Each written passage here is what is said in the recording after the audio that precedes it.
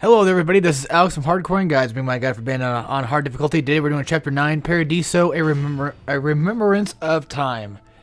God, I can't speak. I gotta say that stuff kind of fast, because if I don't say it by the time it shows up, I'm fucked. You know, I forget the name of the chapter, so try to be a little bit more professional about things like that.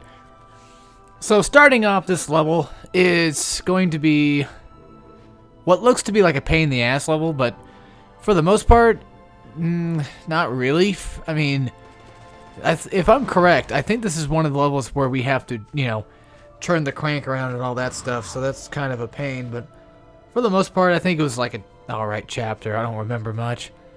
It's pretty sad, like, I played this game quite a bit, and I don't remember shit about it.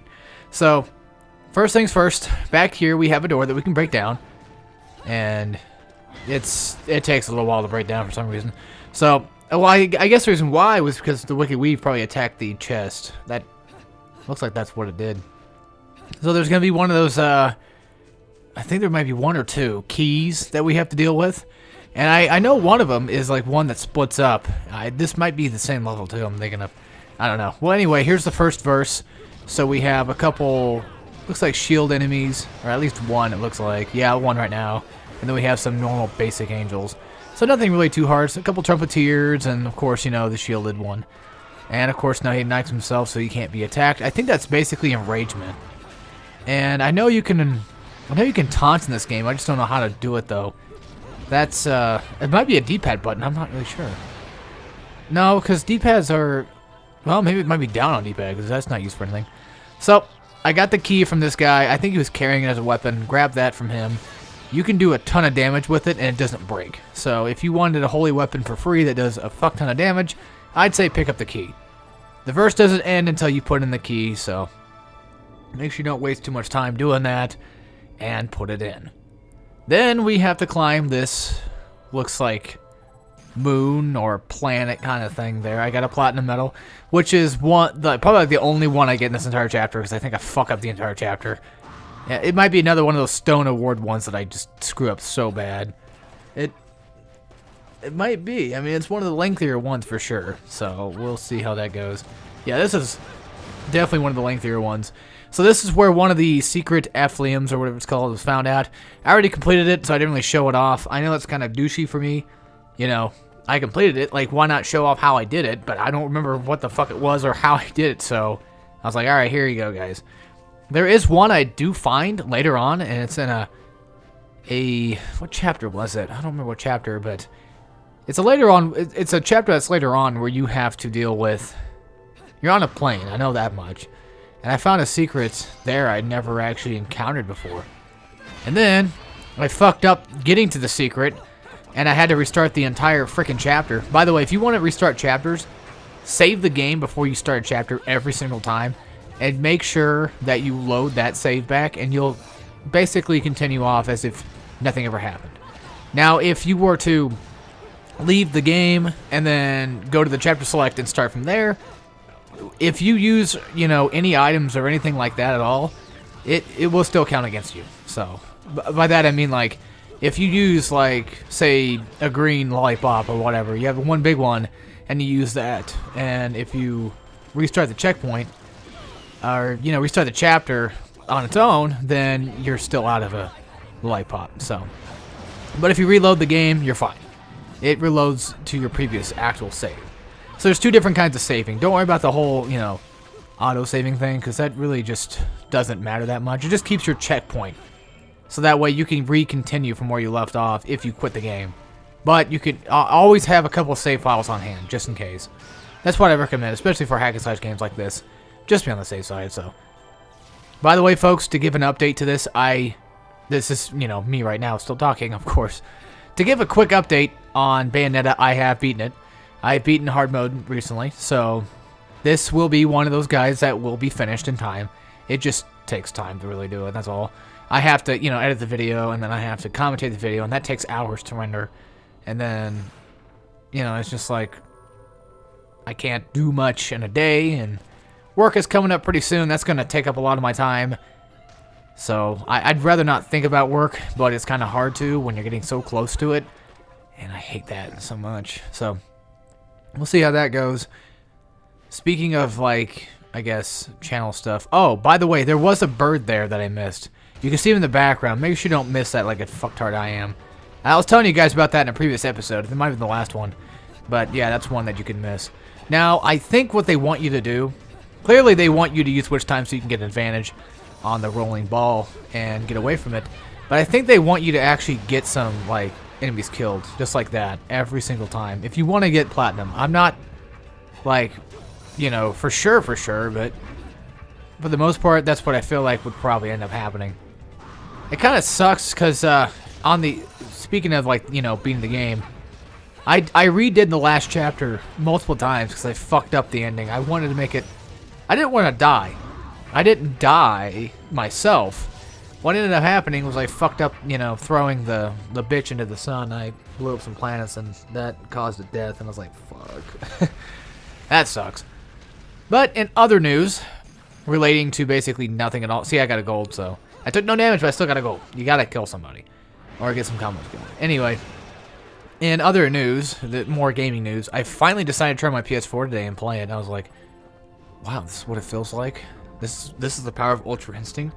Now it's more of like I finally turned it on, you know, play other games that weren't PS3 because I've been playing PS3 for fucking ages now. It feels like, and I put in Wolfenstein: The New Blood, which was a game I bought recently. If I'm correct, I think it was like a sort of pseudo sequel to Wolfenstein: The New Order, which was, of course, you know, a newer version of Wolfenstein. You know, not Wolfenstein 09 or, you know, Return to Castle Wolfenstein. All those other ones apparently don't really count. As far as I know, I have no idea. Anyway, so I think it's a sequel. It might be a prequel. I'm not sure. I don't know what the fuck it is. And it's good. Like, holy shit. Like, I haven't played Wolfenstein forever because I've just been putting it off. I can probably platinum the first one. I just haven't done it yet. The New Order-wise, I haven't done it. I don't know why. I'm just too fucking lazy. And, you know, it takes up space, too. So that's what sucks. But I'm trying. Maybe one day I'll try to do a guide for it. Maybe. I don't know. We'll see. We'll see how that goes. So, a few of these chests here that you've noticed will actually give you encounters with enemies. More than likely, if you didn't get hit on the last, like, running section, you probably would have enough magic to last this. I mean, you know, you kind of almost need to do Witch Time anyway on those sections, so I don't see why not. Now, what I was doing was completely stupid. I was using my Wicked Weave attacks, which I think do use magic, but it wasn't using magic for some reason. That's the part I don't get. Either they do use magic, or you need magic to use them. I don't understand. And by that I mean, like, if you have like a certain amount of magic on hand, and if you use a Wicked Weave attack like that, that back forward thing, I don't know if it wastes magic or not. It might. I'm not sure. It makes no sense at all. So, yeah, you're going to have to fight, I think, 2 of these guys, if I'm correct. So if you have any magic on you, go ahead and get some torture attacks. That should be pretty obvious. Like, you know, why wouldn't you? You know, one of them drops a weapon, or one of them drops a weapon. It seems like, so I can use that to my advantage. Also, you can tell which ones are electric and which ones are fire, even if they're gold. They still have that little hint of like electricity or fire attacks that you do notice. So typically, they're most of the time you fight like, you know, 2 different kinds, regardless whether it be fire or lightning. So there's that. Now, these fuckers are just so fucking boring now. Granted, you can use this, you know, ball thing to your advantage here to knock him on the ground or hit him pretty hard. Also, if you want to get some good, decent amount of magic, whenever the fire guys are doing that spinning attack, just keep dodging that one multiple times. But be careful, because the way Bayonetta works is like you can't dodge too much, or until you're, well, until the game punishes you for dodging too much. That's the thing. So you have to be worried about that too. So just keep that in mind. Just use this ball thing to your advantage, knock him on the ground. One thing you can do that I don't do often, I've told you guys about, was try to knock them in the air. That typically kind of helps, but they can still do air combos, which sucks ass. I know, it's just something they can do. So yeah, see, like, it's doing what looks like a little bit of damage on them. So if you wanted to use this to your advantage, go ahead. Also, one thing I found that you can do that's pretty useful, when they're doing that spinning attack, it's for fire guys only. When they're doing that spinning attack, if you charge your sword in midair and you drop down on them, typically most of the time they're going to try to, you know, run into you because they're already in that animation, so why would they stop, right? So if you jump in the air, hold down the triangle attack and send, one down, you could do some pretty good hefty damage on them. That's just a little tip I recommend. I don't know I don't really know how to bait or when they even decide to do the spin attack. It's just, everything in this game seems random to me. So for the most part, just, keep your eye out for it. Try to do like a charging triangle attack in air with your sword anyway. That way you can maybe get a drop on him. I mean, it's not for certain that'll happen because sometimes enemies like to dodge out of the way and try to stay away from you while you're doing it because fuck you, why not? Like the AI is a lot smarter than what people probably put them out to be. And that's what Platinum Games does really good at. The enemies are not going to run into you. If you're obviously doing something like a charge attack or whatever, they're going to be like, I'm going to stay the hell away from that one. That one looks dangerous, just like you would do to them if they did to you. So, I like that. I like when games actually give a more realistic touch to their enemies rather than just, herp derp plain old goon here, I mean, it makes them a little bit more entertaining to fight because they feel better to fight. They feel more real. By the way, I don't know if there's anything up here or not. I couldn't find anything, so. But there was a bullet inside this area right here that I grabbed. Or no, there wasn't. Okay. Well, that's the second time I fucked that up. All right, hang on one sec.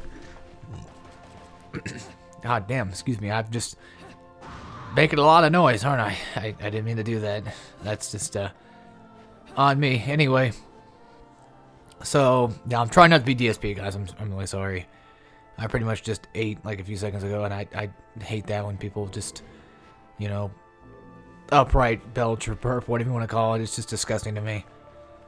Especially on, like, recordings. Like, can you not do that? And sometimes it just happens, so. And I had to move around the chair. The chair is squeaky as fuck. I think that's enough apologizing for now.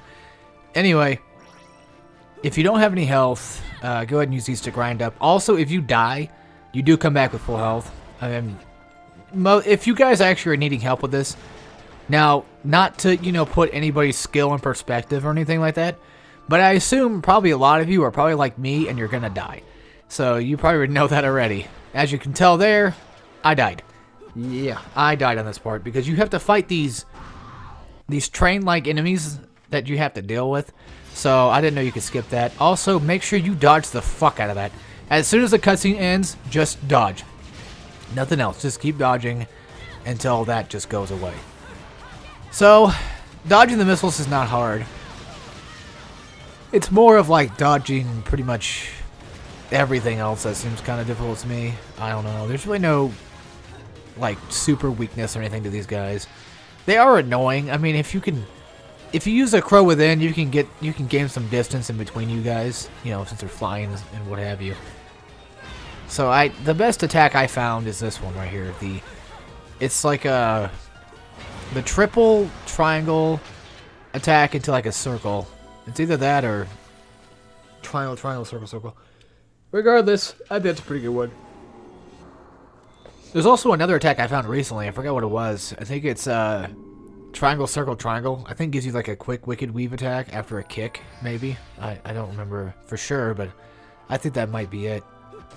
And over here we have yet another chest, which is going to give you more money, because I already had this. Also, I found out at the end of the game, like after this playthrough, I didn't realize it until afterward, I actually did have weapons, like the whip and other weapons too that I could have used, but I didn't use them. Now, I don't care for them anyway. I prefer the sword, and I told you guys that in the beginning of the guide, that I'm pretty much going to start using. I'm just going to use the sword for the most part. So, I hope that a lot of people are not going to get pissed off at that, but that's just how it is.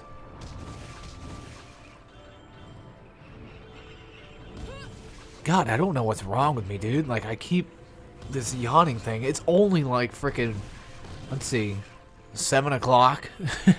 That's it. I mean, yeah, I'm pretty pathetic. So, like I mentioned before, there was a cheap, like, sucker punch that these bitches got on me. And it was that drop right there. So, as soon as you fall down here, they're going to get the drop on you. And then just dodge instantly once you land. Because you never know when these bitches are going to come out and hit you.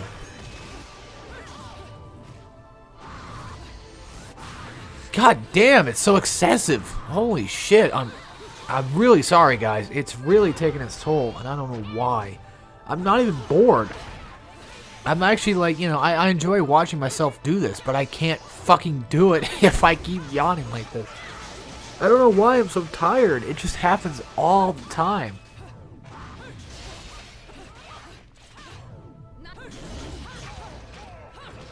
God. Oh, I'm so sorry. I think my commentary is basically starting to end up like Big Benedict, where I have all those like quiet, silent things that go on. I apologize for that. I try not to be so quiet, but it happens.